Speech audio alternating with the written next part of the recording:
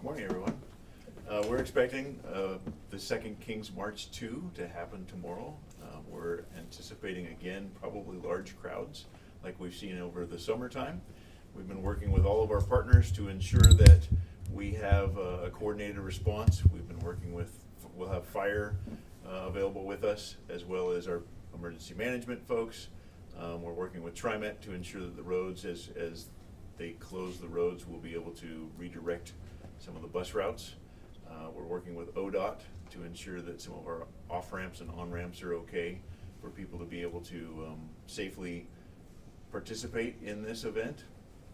We're also anticipating some partners such as OSP to be with us throughout the day as well. It's billed as a family-friendly event, so we're expecting it to be much like the ones that we've seen in the summer, where we're not anticipating any issues. It's just going to be a large, friendly event where we anticipate people to be able to exercise their First Amendment rights. And we're hoping that at the end of the event that they can take advantage of the decent weather and go into the downtown and southeast parts of the Portland and visit the businesses in those areas. Does anyone have any questions? We know that there is a plan for counter-protesters to also show up at the waterfront. Will Portland Police also have a presence there as well? So for the event as well as down at the ICE facility as well? Yes. Why are you using covert informants to police the ICE protests? I'm sorry? Why are you using covert informants to help police the ICE protests? So we're policing the ICE protests. They're all First Amendment events, and we're not necessarily using covert resources. Court documents show you're using informants at the ICE protests to police those? So at times when we believe that there's criminal activity or we know that there's criminal activity in those events, we will use resources to be able to identify those that are committing crimes so that we can ensure that those that are participating peacefully and lawfully can do so and not be affected by those that are doing criminal activity. Are they paid? I won't comment on that. On the event tomorrow, some other cities outside of Oregon we have heard reports that federal officers, potentially National Guard, which we know are not in Oregon, but are going to be used to try and tamp down some of the protests. Have you been contacted by federal authorities here that they might try and do the same thing in Portland? So we have no information that there will be any federal officers in and around the march itself. Are any of your covert informants also federal agents? No. We're not working with the federal, we don't cooperate or collaborate with them. We have state laws that require that we stay separate. Yes, sir. To the earlier question about counter-protesters, I know there are some demonstrations planned in downtown for tomorrow as well. What strategies does PPB have for preventing any clashes between different protesting groups? Sure. So we'll have dialogue officers in and around the different protests, as well as bike officers, as well as motor officers to facilitate those events. And then we'll deal with any clashes or confrontations as necessary.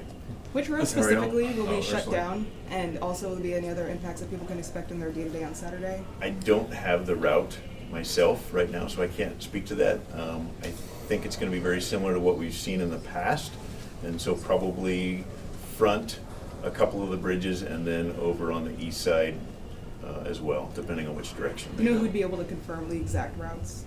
We should be able to eventually, yes, but I don't know how much lead time we'd have for that. Assistant Chief Dobson, in the July 25th court testimony, you said that, quote, the folks that are on the other side of this fence have been night after night actually instigating and causing some of the ruckus that's occurring down there. And when asked if ICE was, quote unquote, the problem, you said that they were not following best practice. Do you believe federal officers are currently instigating or causing unrest outside the Portland ICE facility? And if so, have you communicated any of this to federal officials? So I'm not going to comment about how they participate in these events. Fedor, his testimony's out there. You can use his testimony. How do you feel that those covert of informant operations are affecting trust in your agency? Christina, he has addressed this, and we're not going to address it anymore. Thank you. Is there a reason why you can't answer Ariel? that question? He has explained It's a that there's a valid clear question. difference between having informants and criminal behavior and also First Amendment rights. There's a clear difference. But how do you He's feel like explained it's it. affecting trust in your agency? We have great trust in our agency. Craig, you The can address public's that. trust in your agency, to be clear. I believe we have a duty to ensure that those people that are down there participating legally and lawfully in their First Amendment rights need to be protected. And those that are committing crimes need to be held accountable to those things. This is Chief Dobson. The mayor and Oregon's Democratic delegation to Congress has voiced concerns about use of force by federal officials. Have you seen any evidence that would lead you to believe federal officers have used excessive force? So I'm not going to comment Not on gonna their comment. uses of force. Well, why would you disagree to comment on federal officers using use of force against Portland citizens? Again, there are pending lawsuits right now, and so I don't want to comment on things that are possibly impending lawsuits.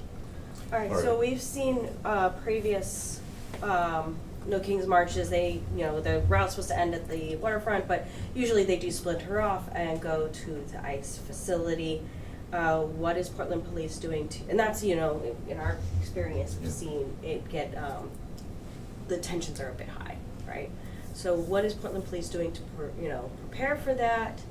What kind of presence will you be there? And something else that I've talked to a lot of protesters, when there is a big group of them, they do kind of fill the streets, then Portland Police try to push people back onto the sidewalks. They feel that Portland Police isn't really supporting their rights to kind of protest. There are other routes people could drive, I guess. So kind of all that into one if you can. That was a lot of stuff to I know, unpack I'm right sorry. there. There's a lot of voices and I barely Sure. got mine in. Sure, there's a lot to unpack there. So we are in contact with the organizers of the various events that are happening today, and it's my understanding that they are encouraging folks not to go to ICE today. We are prepared for those that do go down there. It's all situational to the amount of people that are down there, of whether or not we try to keep the streets open at that time. Again, it all has to do with density of the crowd as well as other factors that we all consider, and so those are made in the moment decisions based on all of the totality of the circumstances of what's best for the community as well as those that are down there. Can you talk about previous protest expectations? I know last year we were here again before the election, and there was a lot of prep because there was concern that things were going to be like 2020, and so obviously things weren't to that extent. So can you kind of talk about just what you're expecting from the public and what just you guys are preparing for this year, given, again, we kind of did this last year, we didn't have the outcome that was expected, and now here we are again. Can you kind of speak to that?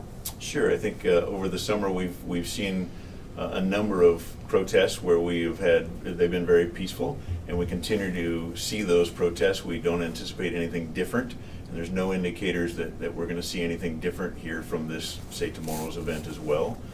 We have prepared for it with resources, and so I don't think you're going to see much different from the actual event tomorrow. Go ahead. Thank you. For the people who don't get to make it downtown anymore, I've noticed that businesses aren't boarding up windows like they used to be. What do you make of that from a policing standpoint? I think it's a great message that the public I think the businesses are more comfortable with what we're seeing in the protesting. We've seen the protesting be more peaceful. It's not like 2020 anymore, and so we're encouraged that, again, that these folks, once they're done with their protests, will end up in the downtowns visiting those shops and businesses to help encourage them to stay in business.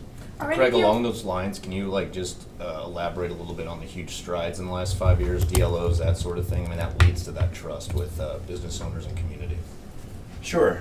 We've invested a lot of time in changing how our approach is as well with our dialogue or our liaison officers in working with protests. We've worked on our tactics so that we're working in close collaboration with the events, whether they are in direct communication with us or whether or not we're just on the periphery. We're there to help facilitate those peaceful and lawful events to ensure that they can have a successful event.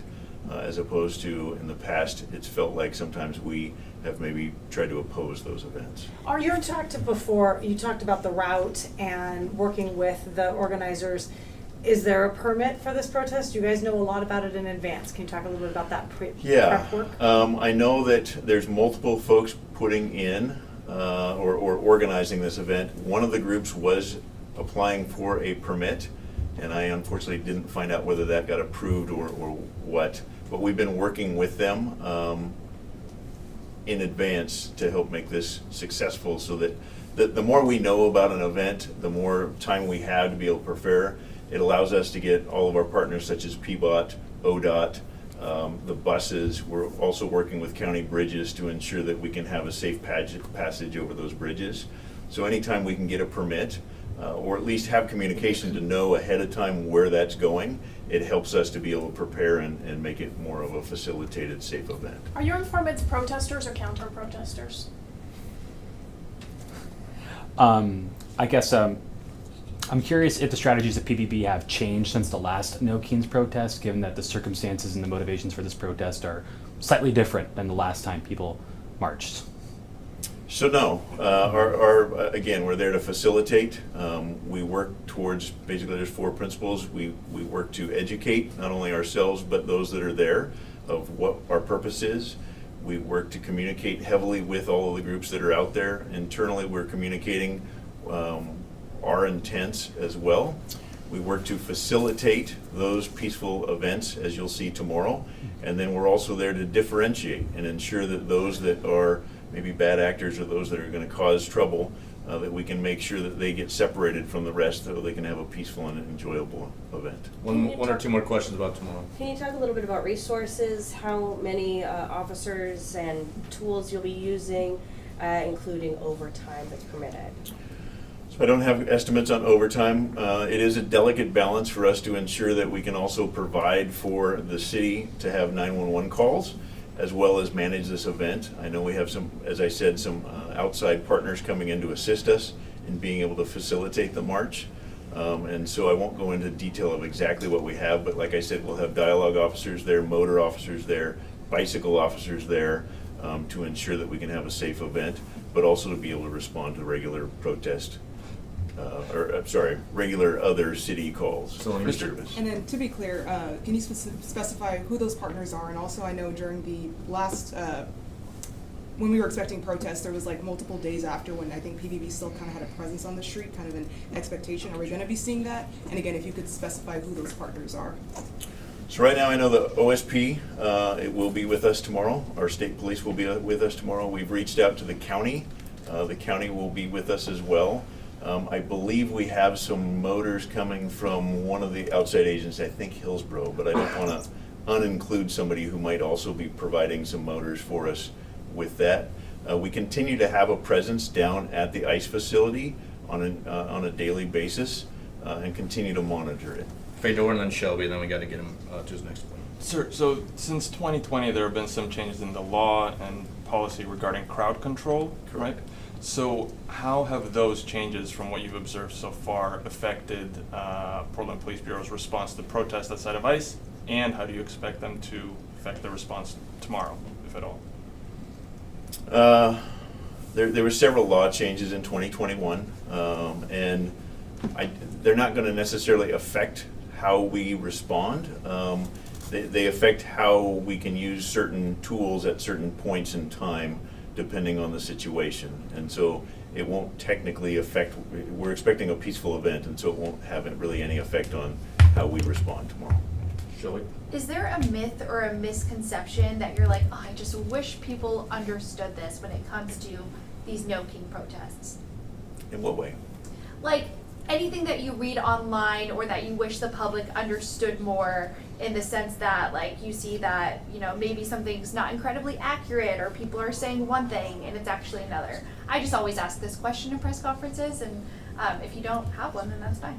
So there is a lot of information flowing from lots of different voices right now, and I would encourage people just to try to find the truth somewhere in there. We're always asking that folks follow us during these events.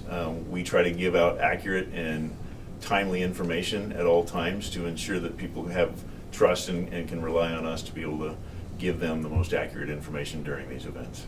Thank All right, you. Thank you Do we have a guys, size- appreciate it. Size estimate for the crowd tomorrow? That's a great question. With the weather, it could be thousands. I mean, we've seen up to maybe 50,000. We don't know. It's gonna be somewhere in between several thousand and probably 50,000-ish. We do not have an official count. We don't have an tomorrow, so- official count, though. Thank you. Do you guys know Thanks, how much Chief. overtime you're gonna be, this can be on Not the yet. email too. He's- Not yet. We don't. He said, No. yeah. Okay, Thank you. Thank you. Yep.